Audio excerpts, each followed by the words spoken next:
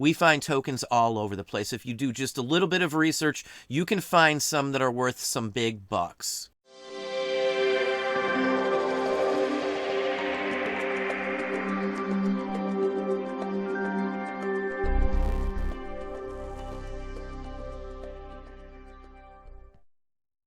Hey, it's Don. Today we're going to talk about tokens, vintage collectible tokens. Now, one of the biggest misconceptions on tokens is that the valuable ones are always the real old ones that you will just never run into. Now, I run into tokens all the time. This is a 1776 Continental Fuji dollar made in pewter. It's an original one from the 18th century. I paid $1 for it in a bin. There's tons of different types of tokens that turn up. Many of them will be for transportation. Other ones will be for drinks or merchandise or anything along that line. With tokens as well, age isn't always a factor. You can find some new ones that were just made 10, 20, 30 years ago that can sell for thousands of dollars. Even some transportation and such forth. Tokens go back a couple thousand years. They've been around for a very, very long time. We do run into colonials, as you see. Now, I'll pick up any type of token out there as long as there's some money to be made in it. Most people, most places I go that have a bunch of tokens in a bin, a box or something, don't know a ton about them. They're usually worn, damaged, and many people won't even look at them because of the condition. I've sold some in terrible condition. You could barely make out what it was supposed to be in the first place. You couldn't see much of the design, and we've sold stuff like that for hundreds of dollars. It just depends on the actual token itself. Some are so scarce that in any condition they'll sell for thousands of dollars. Let's look at a few just to give you some ideas on what's hot right now. Now, here's a perfect example of a lot of newer ones. These are from 1987. These are from Sanibel, Florida Causeway. The comments on here list that these weren't released, never released. This person found some other ones. These were actually metal detector digs, it looks like, near one of the causeways. Somebody dumped these in the ground or on the beach or something, probably an employee. They never were issued. You can see the tarnish and such forth on them. They still sold for over $2,000. So age isn't everything. Some of the most sought after ones, as you can see by the price in here, over $3,000. This has been slabbed PCGS. This is a Hawaiian token. Anything from Hawaii prior to it being a state is fairly decent. Anything from the 19th century, the 1800s from Hawaii is really highly sought after. Anything will go for some crazy money. Now, one thing people always tell me about tokens is they never see them. And the ones that do see them tell me that they don't know how to distinguish good from bad. Well, if you can just do some basic research, some just basic math, out of the dollar bins at almost any place I go, even up to the $3, $4, $5 a coin bins that they have in a lot of these places, I can walk away with hundreds and hundreds of dollars. Many people wrongly assume that the condition, the tarnish, all that stuff on a coin destroy the value. Well, these are tokens. They're not technically coins. Some of these are very scarce, even if they've only been made a few years ago. So even in rough condition, even dug out of the ground, they can go for some good money. I've metal detected tokens that I've turned around and sold for hundreds of dollars on their own, even tarnished, pitted, and the whole works. Here's a really interesting one. It has a miner shown on the front of it. Not in super condition. Now, many of these can be found made out of aluminum, zinc and stuff that just don't last in the ground. This one does look like it could have been in the ground and cleaned. 12.5 cents. It's an interesting denomination. Estate sales, I pull up tokens all the time. Even from the 20s, 30s, and 40s, they can get me a couple $100 at a pop. Here's another frontier area one. This one's from Montana, and this one surely looks like it was in the ground, maybe even hit by a plow or someone shovel digging this one up. Looks like it's been cleaned. It's not in the best condition, as you can see. It's even wavy. There's hash marks. Some of the finishes chipped off. It's just not in much of a good condition. This side looks even worse, but it's an Indian trader, Poplar Creek, Montana. It's really an interesting piece. $1,926 with 30 bids. This is one of those types of things that most people would walk right by just by the condition. The fact that it's all bent up, it's not a real coin, it's just a hunk of metal. Sometimes these will be pitch black from tarnish, and that's how I find them. But once you clean them up, you could have some treasure like this. So don't scoff, don't look away from those dirty, grimy, dingy tokens or coins sitting on a table somewhere for a few bucks. You never know until you examine them. Here's a prime example of one that's extremely worn, not in great condition at all. It's hard for somebody to even make out what's going on with this. Right off the bat, though, you should be able to recognize that that is an eagle. That's like a 18th century, 1700s colonial era eagle is what it looks like. It's marked as a hard times token, which would be 1830s, 40s more than likely. But even in this worn condition, it still went for $2,666 with 34 bids. So don't just walk by those quarter bins, dollar bins, the junk stuff like this, because there can still be some crazy value. Don't just assume that it's a dealer and they know what they got, because I find stuff that's worth good money like this tokens all the time from dealers left and right. Now, one of the most sought after ones are saloon tokens for free drinks, free beer, and things like that. This is the Midway Saloon, Clifton, Arizona. Return when dry. Now, this one's pricey because of the location. This one, there may only be a few known examples. For tokens like this, there are dozens and dozens of books, guidebooks. There's some just on hard times, Civil War, colonial. Even going farther back than that, there's modern day token books, campaign tokens. Tokens are highly sought after. There's a ton of people that would want this. Now, many of these have cross-category interest. Saloons, this is an advertising piece, alcohol, tokens as well. Obviously, there's many different areas this piece could go into. Now, another misconception is that it's only like US or things that would sell on the eBay site here in the United States. That's not the case. There are tons, and I mean tons of foreign tokens that go for some good money. Mexican tokens and Canadian tokens I have sold from here.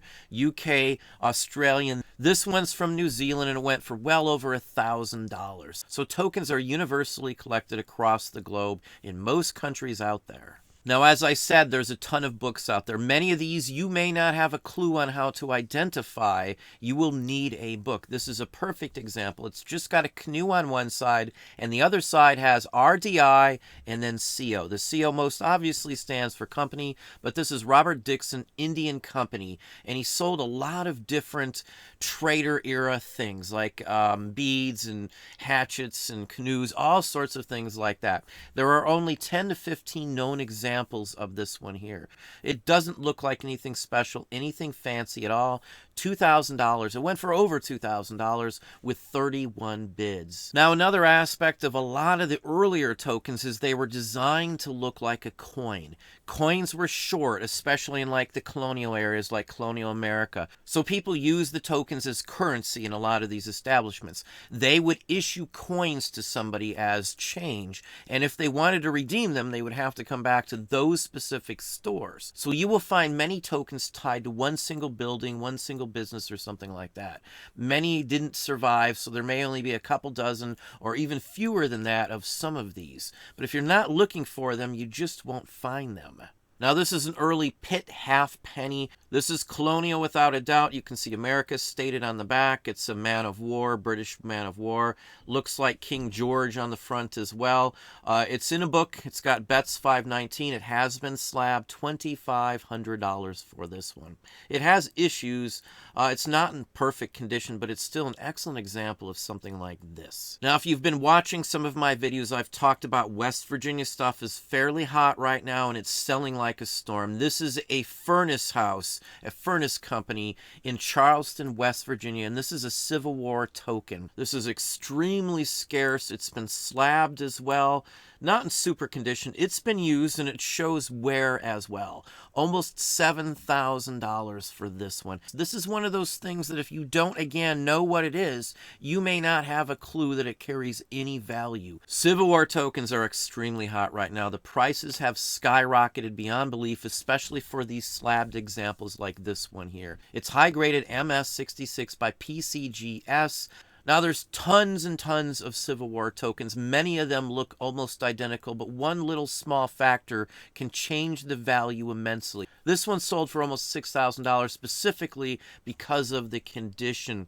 The fronts on many of these are identical, so are some of the backs, but if you get the right combination of these, they can go like mad like this one. Here's another Civil War one, just to give you another idea. $3,650, 48 bids. This one looks to have been in the ground. It's listed with environmental damage. Now this one's valuable because of the town it's from. There's not many that show up from some specific towns. The smaller the town, the less chances they mass produced them, and the more chance that it's going to be worth some good money. Now the substance some of these are made out of varies also. This is a hard rubber, like a Gouda Perca, National Rubber Company, NRC, or something like that probably made this one here.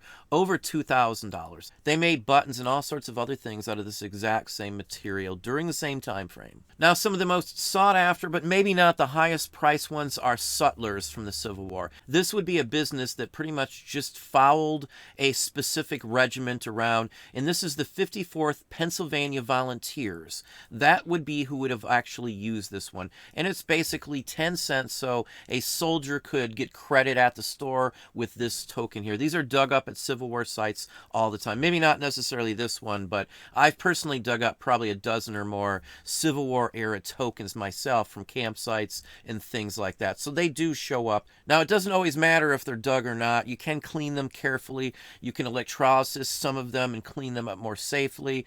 This one went for $1,578 with 39 bids. Now just like the saloon tokens, ones for beer companies, breweries always go for some good money. Hundreds and hundreds of dollars for most anyone that's vintage from the 19th century. This is an 1830s. That would be considered a hard times token here in the United States. This is from Molson Brewery Company from Montreal. This one went for almost $1,300 US or 1,600 Canadian dollars. Any of these sorts, again, cross-category interest. These always sell, and I don't mind listing them in different categories also. Here's another example of a pretty worn out one here. This one's just extremely rare. This is a hard times token from the 1830s. Let's see if we can show you the case. 1836-37, Troy, New York, Carpenter and Mosher. It's just another one of the typical coins you would find. Many of these are made to resemble the large pennies that the U.S. government was issuing. Back in the 1820s, 30s, a U.S. penny was very large. So this is a larger coin made to look like a penny. But of course it is not. It even has the wreath on the back and the whole works. $4,250. Now here's another hard times token. I mess with this sort of thing quite often, so I have a lot of the guidebooks for these. With hard times tokens, there's hundreds and hundreds of different ones, and there's many different varieties of the exact same ones. Some have like die cracks and errors and other issues with them also. This one sold for $3,168 with almost 40 bids. Now, as I said in the beginning, don't think you're not going to find these sorts of things. For some people, they have no clue on the value on many of these. Condition as well. They may be dirty, dark, dingy, tarnished, pitch black, the whole works. I don't care. They may be bent. They may be worn. Some of those will still sell for some good money. I pick up tokens that are worth at least 25 or 30 bucks constantly. And I usually spend $1 or less on them. It's always a moneymaker for us. I never have a problem selling tokens. Well, there we have it. Hopefully that gave you some ideas, some thoughts. If you enjoyed this video, please hit that like button down below. You can also hit the bell icon to be notified if I post new content or go live. Subscribe and tell all your friends.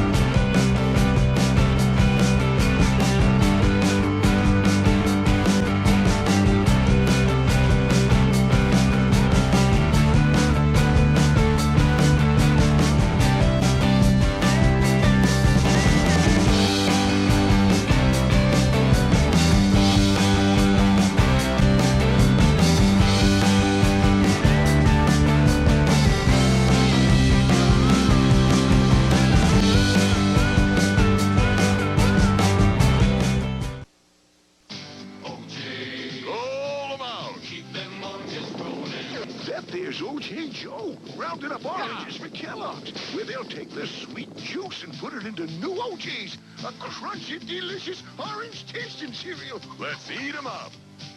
That's one delicious orange taste, O.J. That's my brand. O.J.'s are packed with vitamin C, part of this complete breakfast.